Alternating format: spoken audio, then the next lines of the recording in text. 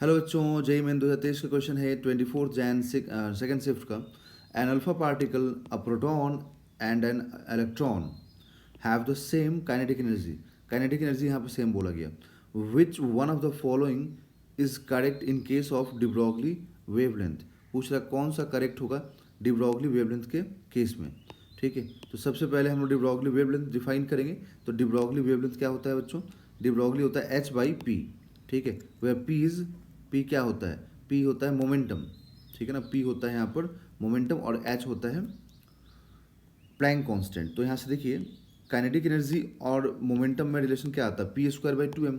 तो आप यहाँ से p² को लिख के देखिए, तो 2m k लिखेंगे, तो p को लिखेंगे तो क्या होगा? रूट के अंदर आएगा, मतलब मोमेंटम और काइनेटिक एनर्जी में ये रिलेशन आ जाएगा। अब इसी को उठा करके आप यहाँ रख दीजिए, तो lambda is equal to h/√2m k। अब यहाँ बोला गया कि काइनेटिक एनर्जी सेम है सभी का, चाहे अल्फा हो, चाहे प्रोटॉन हो, इलेक्ट्रॉन हो, सभी का काइनेटिक एनर्जी सेम है। तो काइनेटिक एनर्जी सेम है, दैट मीन्स कि h, k और 2 सब सेम रहेगा।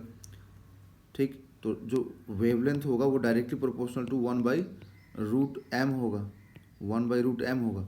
सो अब यहाँ पर अगर हम लोग मास की बात करें तो देखिए सबसे ज़्यादा, क्योंकि जो मास ऑफ प्रोटॉन होता है, मास ऑफ अल्फा पार्टिकल होता है, ये 4 times of mass of proton होता है।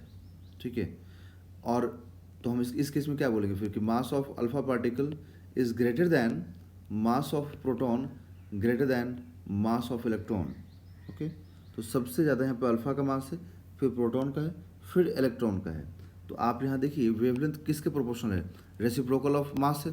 तो रेसिप्रोकल है मास ऑफ मास है, मतलब मास बढ़ेगा तो वेवलेंथ कम हो जाएगा, है ना। Whenever mass will increase wavelength will decrease.